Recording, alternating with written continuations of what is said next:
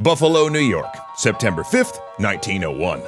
In what seems like a miracle, electric lights illuminate the soaring buildings of the Pan American Exposition. This is a World's Fair, one celebrating the continent that appears poised to make the 20th century the American century, and speaking is the man who made that happen. President William McKinley squints into the lights, giving the best speech of his life, one that, ironically, repudiates the protectionism and tariff policies that catapulted him to political office in the first place. The period of exclusiveness is past.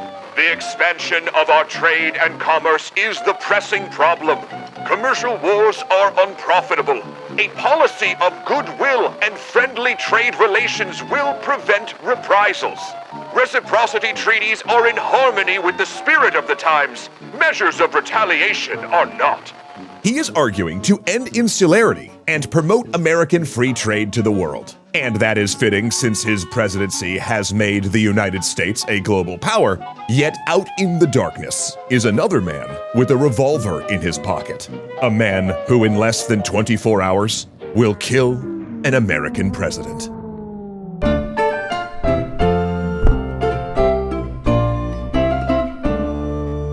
This first part of our historical tale is brought to you by Nebula, but more on them and how you can see the second chapter of this McKinley series before anyone else after the episode. William McKinley has been called the architect of the American century. During his presidency, he led the United States through a transformation from a relatively insular nation to an outward-looking one, engaged in global trade, and was able to project power across the globe. He won a massively successful war, added to the country's first colonial possessions, and wrestled with running a modern economy. However, today, he's mostly known for having been assassinated, paving the way for his much flashier successor, Theodore Roosevelt. Now, McKinley is often called a forgotten president, but that's not really true. For instance, while he may not be well remembered nationally, he's revered in his burial place of Canton, Ohio, where he's looked on as almost a slain martyr. He's also remembered outside the continental US, though much less fondly. In the Philippines, he's seen as supporting the struggle for independence before betraying it in favor of colonial domination. In China, there are museums dedicated to the looting carried out by US Marines who, sent by McKinley, sacked the Imperial Summer Palace during the Boxer Rebellion. And in Rob's hometown of Honolulu, McKinley's role in annexing Hawaii is still controversial enough that there have been multiple attempts to rename a high school christened in his honor and remove a statue of him from the grounds. Which is all really interesting in its contrast, because by all accounts, it was hard to dislike McKinley personally. He was amiable, friendly, rarely had a cross word for anyone, and was an unusually devoted husband for the time. In short, he was a nice guy, whose policy decisions resulted in terrible things, often halfway around the globe. But that kind of international reach was unimaginable when McKinley was born in January of 1843. The seventh child out of 9 raised in a strict Methodist household. He received a good education and had some college by the time the Civil War broke out in 1861.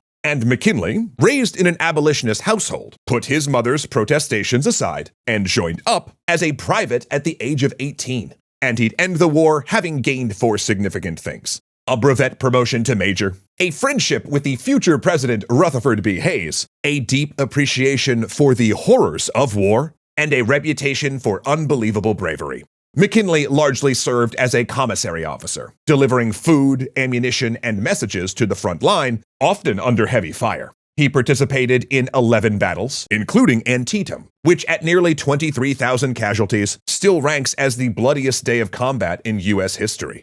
And in those engagements, he became famous for taking assignments that were considered suicide missions. More than once, Hayes dispatched him with a wagon of supplies, not believing he'd return, and he once had his horse shot out from under him. McKinley was justly proud of his service, and even once president, preferred to be called the Major. After the war, he returned to Ohio and began building a life for himself, studying law and opening a lucrative legal practice in the growing manufacturing hub of Canton. And from there, it didn't take him long to step into local politics. In 1867, his old commander Rutherford B. Hayes ran for governor on the Republican ticket, and McKinley stumped for him, helping Hayes win a highly polarized district. McKinley's talent for politics was clear enough that he ran for prosecutor in the same district 2 years later, managing a surprise win for an office that had been long held by Democrats. Granted, he was ousted 2 years later, but it showed promise. Now, as McKinley and his legal partner were cleaning up financially, he decided he wanted to embark on a new partnership, this time a personal one. Walking to his Methodist church to teach Sunday school, McKinley kept passing a woman walking the other way to teach Sunday school at the Presbyterian church, Ida Saxton. She was a member of a prominent family who, at the time, were unusual in their support of equal education for women. Ida had attended boarding school and a finishing school, then controversially had taken a job as a clerk at her father's bank before touring Europe. One day, he passed her a note suggesting that they walk together, and after a year of courtship, they married in January of 1871, embarking on what promised to be an idyllic family life. They had a daughter, Katie, quickly got pregnant again, but then everything started going wrong. Ida's mother passed away, and at the funeral, Ida fell from a carriage and sustained a head injury. Then their second daughter died a few months after birth, and Ida entered a deep depression, which only deepened when less than 2 years later, their remaining daughter, Katie, died at age 4.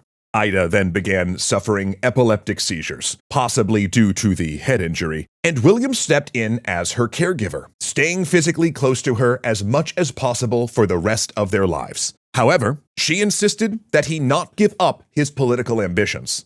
And McKinley's political star was rising. After defending 21 striking miners charged with rioting and getting all but one off, McKinley suddenly found himself both with working-class political support and a new ally in Mark Hanna, a Republican Party kingmaker. Ironically, Hanna had been one of the mine owners in the dispute, but put that aside when he saw the young lawyer's potential. McKinley ran for the House of Representatives in the 1876 election, while supporting his mentor Hayes for president that same year. The presidential election ended up too close to call, and Hayes only took office once the Republicans struck the Compromise of 1876, agreeing to end Reconstruction in the South in exchange for taking the presidency. And oh boy, does that deserve an episode one day. So we mark it down, you know the drill. Who knew there was this much history? McKinley, though, he won his election handily. And his greatest policy? Protectionism. In McKinley's mind, America's rapidly expanding manufacturing and agricultural sectors needed to be shielded from having their prices undercut by the more established manufacturers in Europe. Now, the United States had already levied tariffs on imports, which is how it raised revenue before the national income tax, and had paid off its debts from the Civil War. In fact, the US was in such good financial position due to collecting tariffs and controlling spending that by the time McKinley was in Congress, it was running on a budget surplus. Though, keep in mind, the US also provided little to no social services and had a relatively small military. Over the next 14 years, he'd serve Ohio in the House of Representatives, becoming the Republicans' main advocate for tariffs, while trying to remain moderate on other domestic issues like currency. He was popular, and at one point, when Democrats redistricted his seat, causing him to lose re-election, he managed to get elected again in the next cycle. And through it all, he made protectionism his hallmark. "I am a tariff man," he'd say, "standing on a tariff platform." By 1889, he was one of the most prominent Republican members of Congress, an incredibly distinguished and stately man who was often said to look like Napoleon. A resemblance, it should be said, that political cartoonists of the day put to wicked use. But it was in that year that McKinley was made chairman of the Ways and Means Committee, where he could help steer his pet project, a bill called the McKinley Tariff. The final legislation was not exactly what McKinley had envisioned. It had hundreds of amendments. In fact, it actually removed tariffs on a number of goods the US did not produce, like sugar, molasses, tea, and coffee. No sense in tariffing things you can't produce domestically, right? Right? Because that would make no sense, right? You might as well start asking ChatGPT to tariff some penguins and destroy my retirement account. Anyway, it also raised tariffs on things like wool and tin plate, industries that were still developing in the US. Tin plate, in particular, was targeted. These were plates of thin steel lined with tin to prevent rusting, used in cheap pots and pans, roof tiles, and the manufacture of tin cans and boxes. Most of the tin plate bought in the US was manufactured in the UK, at least until the McKinley Tariff nearly destroyed the UK tin plate industry overnight, when the tariff went from 30% to 70%. Ironically, many Cornish and Welsh tin plate workers who lost their jobs due to the McKinley Tariff ended up immigrating to the United States. Similar rates were raised on imported wool from the UK. So, did the McKinley Tariffs work? Well, kinda. It sped up the domestic manufacture of tin plate a bit, but at the cost of massive and immediate price increases for Americans across a whole range of goods. And y'all, people hated it. In fact, they hated it so much that in the 1890 election, it was a bloodbath for Republicans in the House of Representatives, where they went from 171 seats to 88. McKinley himself lost, albeit narrowly and partially due to gerrymandering. Yet he still remained popular in Ohio and was easily elected governor in the next cycle, but that was just a springboard. Republican President Benjamin Harrison was unpopular, and though McKinley supported him in the 1892 election, it was common knowledge that McKinley was building alliances to make his own run in 1896. And as it happened, Harrison lost, which might have been lucky for the Republicans, because that meant the Democrats took the heat for the Panic of 1893, a financial crisis that would be the worst in American history until the Great Depression. There were a lot of causes, of course. A collapse in grain prices, a railway bubble, a bill that caused the Treasury to buy large amounts of silver, and a run on gold due to a bank failure in Argentina. But one factor were the McKinley Tariffs. And who would reap the benefit of the Democrats being blamed? William McKinley, who entered the race for the presidency in the 1896 election. But he would have to work for it, because his Democratic opponent was William Jennings Bryan, a young, popular orator who went on a whistle-stop tour of the country, sometimes delivering as many as 34 speeches in a day. He rallied against the Republicans and their big business cronies, and advocated for, quote, free silver, an idea that mining interests should increase the money supply by directly striking silver coins without government control. This would cause inflation, but he argued that would benefit American producers by increasing the money supply. McKinley, on the other hand, was a gold bug. While he was interested in mixing some silver into the reserve, he wanted to keep America on the gold standard to keep things stable and avoid inflation. Early on, Bryan looked like he'd sweep Election Day. McKinley, now 53, couldn't keep up with Bryan's energy and was nowhere near as good a speaker. So, why try to play the same game? Instead, he launched the first Front Porch campaign, making it known that he would receive visitors at his home in Canton for 6 days a week. People would come to him, making use of America's now vast rail network. And come they did. Delegations of men visiting from counties across the United States. Interested groups, even all-women delegations came, promising to lobby their husbands to vote McKinley. It all happened in a genial party atmosphere, and by the end of the campaign, over 750,000 people had made the pilgrimage. McKinley also engaged big business, which feared Bryan and his populist policies. Railroads backed McKinley by offering discounted tickets to his Canton home. Factories told workers and suppliers they would have to shut down or cancel orders if Bryan was elected. And some employers even threatened layoffs and put campaign literature into pay envelopes. Oh, and the tycoons also gave money, donating $3.5 million to McKinley's campaign, 7 times what Bryan had received, and possibly more than the total of all previous campaign contributions in American history. I'm sure that won't snowball into something destructive in years to come. That money went into a blizzard of campaign materials, from posters to little gold bug buttons. Oh yeah, that's right. McKinley's 1896 campaign invented the campaign button as well as the direct mailer, because you might have to go to McKinley's porch to see him, but he was also in your mailbox as well. This has actually been called America's first modern political campaign. And come election night, McKinley crushed Bryan in the Electoral College, though the popular vote was uncomfortably close.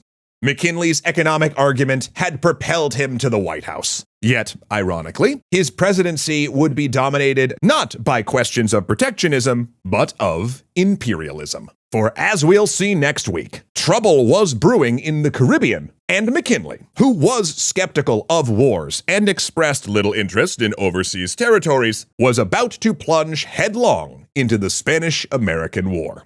But y'all, there is a lot to get to even before that, because McKinley's first move was not in the Caribbean or even the Philippines, but on the independent kingdom of Hawaii. A fact I know I wasn't taught in my history classes in high school, and a part of American history you can learn all about right this very moment over on Nebula. Because episode 2 of our William McKinley series is live over there right now, earlier than anywhere else you can see it. Go check it out this very moment if you already have a Nebula subscription. But if you do not have a Nebula subscription yet, let me tell you a little bit about it. Nebula is an independent streaming service a bunch of my creator friends and I helped to build. It's basically like a super cool place for us to go wild with our creativity, not worry about the algorithm, and produce bigger budget original series that you can't see anywhere else. Shows like The Getaway, the phenomenal upcoming kids show for adults Amy's Dead End Dreamhouse, Jet Lag in Korea, and my personal favorite, the competitive comedy debate game show where I try to get rid of lecterns, abolish everything. Of course, I am in no way biased when I say that.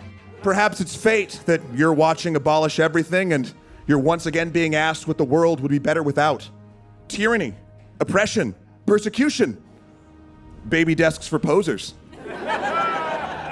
And should we win the day, this episode will no longer simply be content on the streaming service that is #1 in paying me money personally, but rather a rallying cry where the world declared in one voice, "We will not go quietly into the night."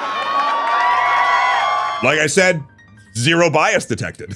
The season 1 finale of Abolish Everything is live right now, meaning there are 8 hilarious episodes to tide you over until season 2. That's right, we got greenlit again, with sets from other outstanding Nebula creators like Maggie Mae Fish, Dan Toomey, Foreign Man in a Foreign Land, Ben, Adam, and Amy from Jet Lag, along with just some of the best stand-up comics I have seen in a long, long time. Plus, you can watch tens of thousands of creative, thought-provoking, and just plain fun videos from your favorite creators early and ad-free. And that, of course, includes our huge back catalog of over 800 extra history, extra credits, extra mythology, and so you haven't read videos. You got a lot to catch up on. So if you want access to all of this goodness, just head to my link at go.nebula.tv/extrahistory to get 40% off. That's just $36 a year, aka $3 a month when you pay annually. And when you do, your subscription also helps keep our show going in a ton of ways, so scan the QR code here or click the link in the description, and thank you very much in advance. Again, to check out everything on Nebula, including Abolish Everything, click here or stay on the YouTube machine and check out our next video here. That will have ads though, as per usual.